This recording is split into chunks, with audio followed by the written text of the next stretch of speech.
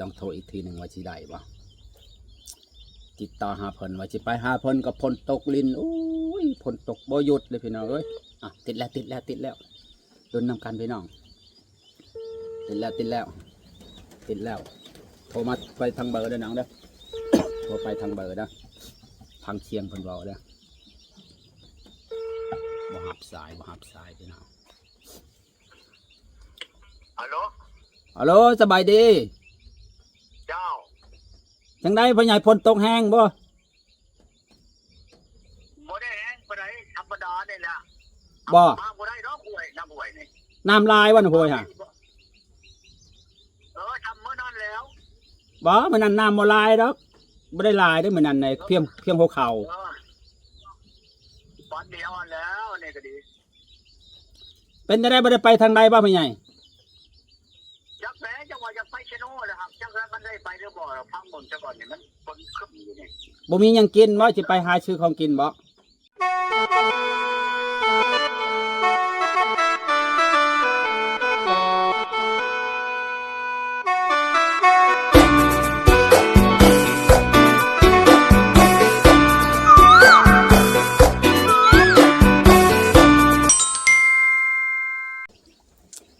กับสบายดีหรือว่าสวัสดี FC หมดสู่มองสู่บอลเด้อบ่ว่าในและต่างประเทศก็ยินดีเข้าสู่ซ่องบ่าวน้อมพามอนอีกแล้วพี่น้อง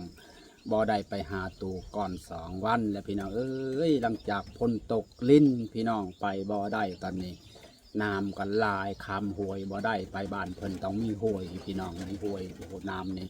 ลายแห้งคำบ่ได้พี่น้องมื้อนี้กับบ่าวน้อมสิโทรหาตู่ก่อนว่าเพิ่นอยู่จังใดเฮ็ดหยังอยู่ซุมื้อพี่น้อง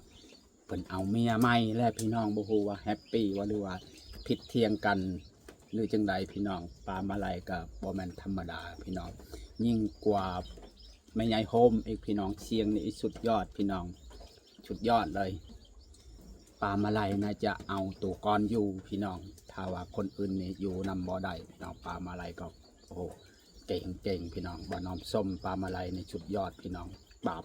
ตัวก่อนอยู่หมัดเลยพี่น้องมามื้อนี้สิโทรหาเพิ่นเฮ็ดหยังอยู่ตอนนี้พี่น้องโทรโพนเพิ่นมื้อนี้ว่าสิไปหาเพิ่นแต่ว่าคนก็ตกพี่น้องไปบ่ได้งัวควายก็บ่ได้กินยาพี่น้องเลยว่า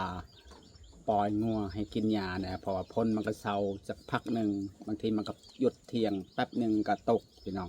ตกไปเรื่อยๆโอ้ยพี่น้องเลยบ่ฮู้ว่าสิไปทางไหนพี่น้องไปหาถ่ายคลิปถ่ายคอนเทนต์ทางใดกับไปบ่ได้ย้อนว่าฝนตกพี่น้องเอ้ยฝนตกผ่าลงถนนหนทางก็คือว่าเนาะทางแดงบ้านเฮาพี่น้องมันไปทางใดก็เละเตะไปหมดไปยากพี่น้องอ่ะสิบ่ว่ากันพี่น้องมันนี่สิโทรหาตู่ก่อนเพิ่นสิว่าจังไดเพิ่นตื่นนอนแล้วบ่เพิ่นหรือว่ายังนอนกอดเมียอยู่จังไดพี่น้องเพราะว่าเขาใหม่ปลามันในจักหน่อยเนาะอ่ะลองโทรลงเลยพี่น้องเพิ่นสิหับสายบ่พี่น้องรุ่นนำกันเลยพี่น้องเลยว่าตัวก่อนเพิ่นสิหับสายบ่าวน้อมได้จังไรพี่น้องติดหรือบ่ติดรุ่นนำกันนะพี่น้องจังไรเงียบซอยม้อยติดบ่น้อยังบ่เปิดเครื่องเลยจังไรพี่น้องเรียกว่าอ้าวบ่ได้พี่น้องน่าจะพ้นตกหนักพี่น้องโทรบ่ได้โทรบ่ติดหรือยังบ่เปิดเครื่องหรือก็จังใดบ่น้องก็บ่โหพี่น้องโทรบ่ได้เลยพี่น้องเอ้ยเฮ็ดจังไดเนาะตัวก่อนได้เมียแล้วก็โอ้พี่น้องเอ้ยเมียเพิ่นน่ะสูบยาพี่น้องเอาแม่ใหญ่โฮมตอนนั้นเคี่ยวหมากเจอปลามาลัยนี่สูบยาแต่ตัวก่อนเขาบ่ได้สูบยาเด้อพี่น้องเด้อเขาไม่ได้สูบยาเขาเป็นคนแบบธรรมดาเลยแต่ว่าว้าวโอ้สุดยอดคำบอกคำจานบ่ได้พี่น้องแสดงว่าตัวก่อนยังบ่เปิดเครื่องน่าจะพ้นตกหนักพี่น้องเพราะว่าโทรบ่ได้พี่น้องบ่ได้พี่น้องมาชิวเรื่องอดีตเก่าที่ว่าตอนนั้นที่ว่าบ่าวน้อมบ่ได้ไปหาตัวก่อนโดนเป็นเดือน2 เดือน3 เดือนประมาณนี้พี่น้องที่ว่าบางคนก็ว่าบ่าวน้อมคือว่าบ่ไปถ่าย ตู่ก่อนโดนแล้วเพิ่นว่าเนื่องจากที่ว่าบ่ได้ไปหาตู่ก่อนตอนนั้นหันเฮ็ดคอนเทนต์3คนพี่น้องแต่บ่ออกสื่อเด้อเพิ่นออก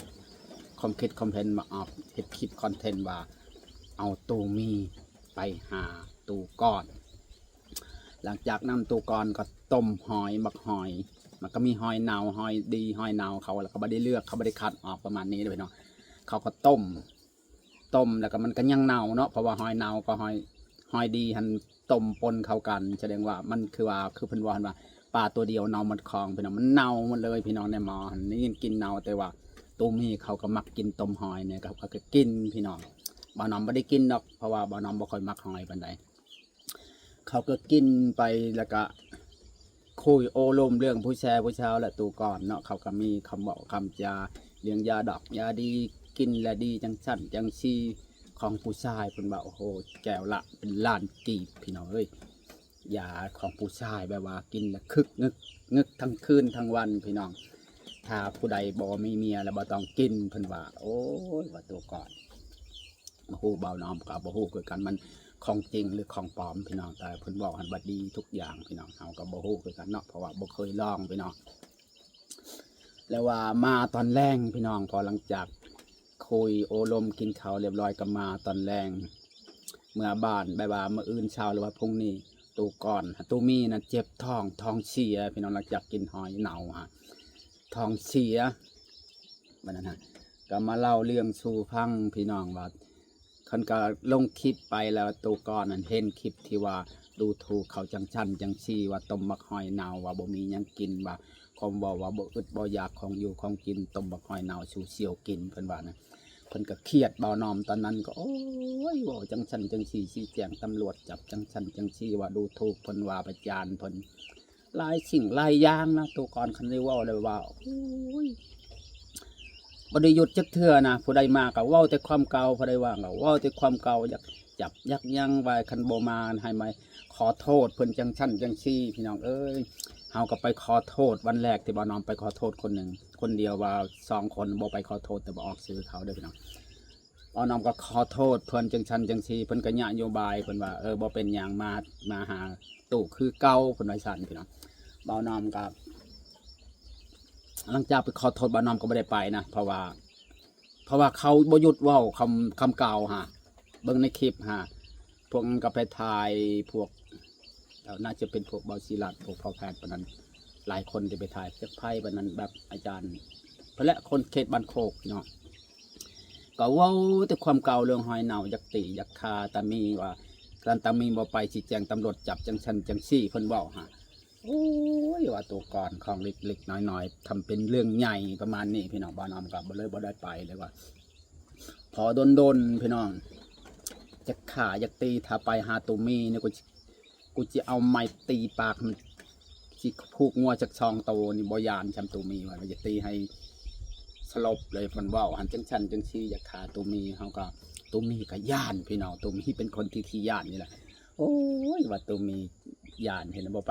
ไปทางใดเลยตัวมีอยู่แต่บ้านตอนนั้นบ่นอนกว่าบ่ไป2-3 เดือนก็พอ2-3 เดือนโดนแล้วโทรบ่น้องก็บอกเพจเพิ่นทิมเด้อพี่น้องเพราะว่ามันโทรนำเฟซเพิ่นบ่น้องก็บอกทิมตอนนั้นบ่มีเฟซทุกมื้อนึกบ่ได้ใช้เฟซตัวก่อนมีแต่เอาเบอร์โทรทางเบอร์พี่น้องพอโดนบ่นอนโทรหาบ่น้อมบ่เจิดเอาเบอร์ให้โทรมาทางเบอร์พี่น้องว่าเป็นจังได๋ว่าบ่น้อมว่าคือบ่มาเล่นน้ำตู้แน่ว่าตอนนี้บ่มีผู้ใดมาหาแล้วเพิ่นว่าซั่นพี่น้องอ้าวพวกเคยมาได้พ่อใหญ่บ่มีผู้ใดเข้ามาบ่มีพนามาหาตู้เนี่ยกลัวว่าตอนนั้นเพิ่นเป็นหยังรถล้มพี่น้องรถล้มเพิ่นเจ็บแข้งเจ็บขาไปบ่ได้พี่น้องบ้านน้อมก็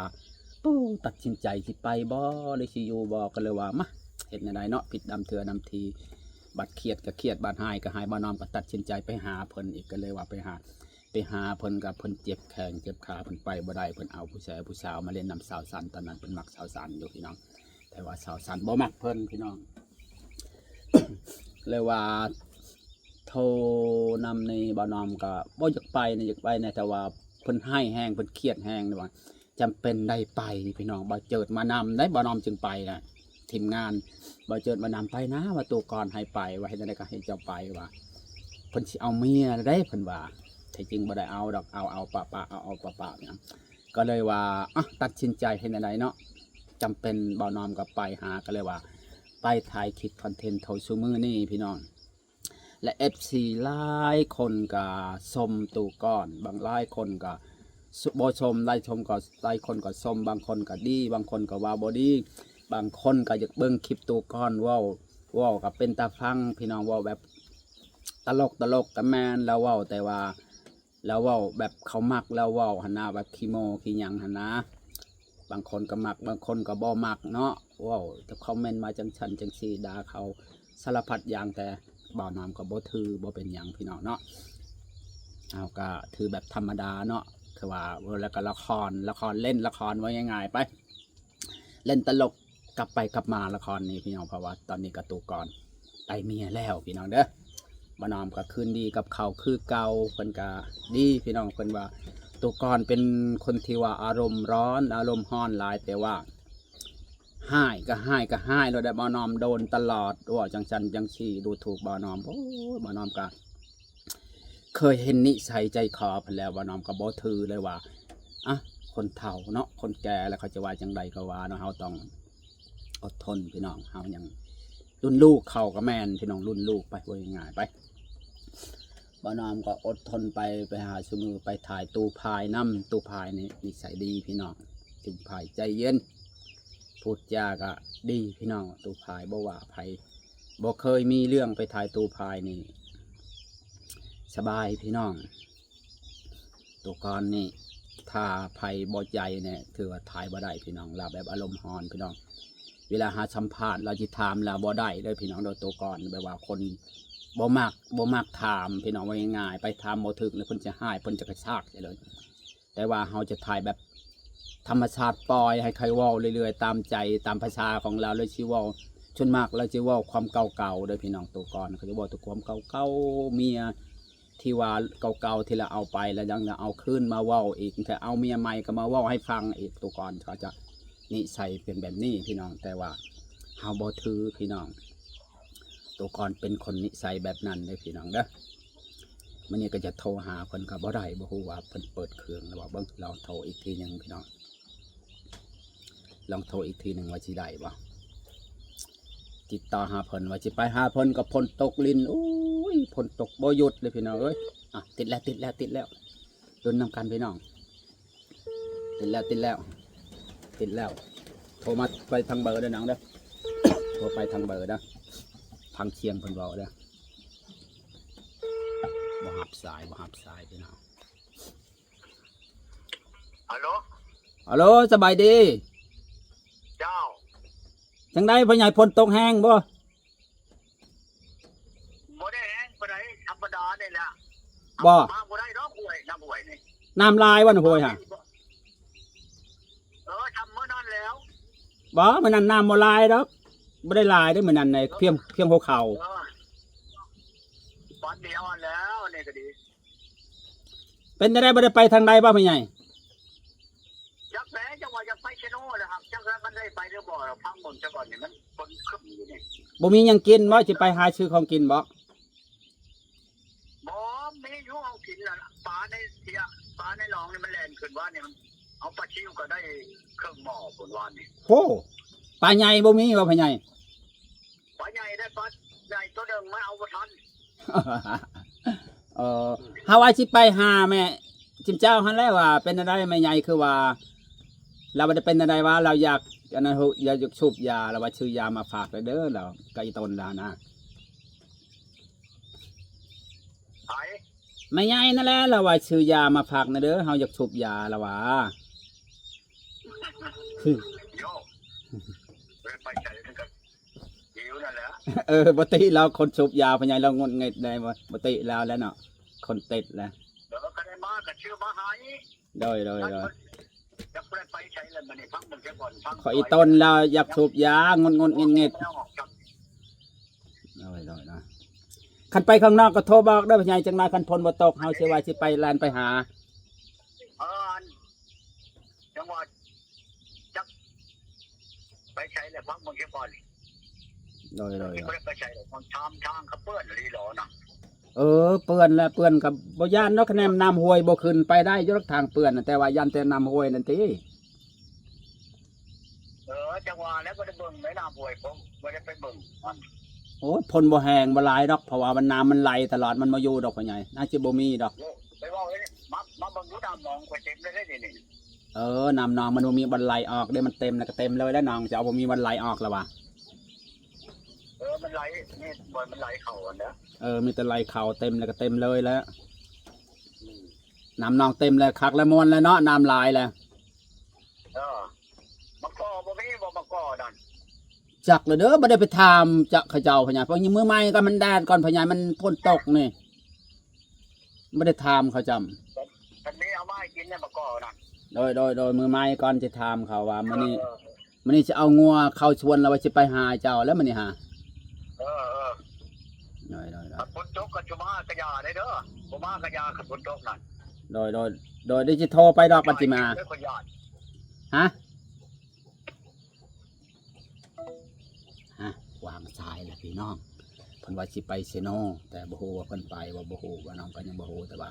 สิออกไปเซโนน่าจะไปรับเอาเครื่องออนไลน์พี่น้องคลิปนี้ก็บ่มีหยังพี่น้องโจ้ชำเนียงมื้อนี้ว่าบ่ฮู้จะได้ไปหรือบ่ได้ไปพี่น้องโทรไปหาเพิ่นแล้วเพิ่นว่าสิไปเซโนสิไปข้างนอกไปหา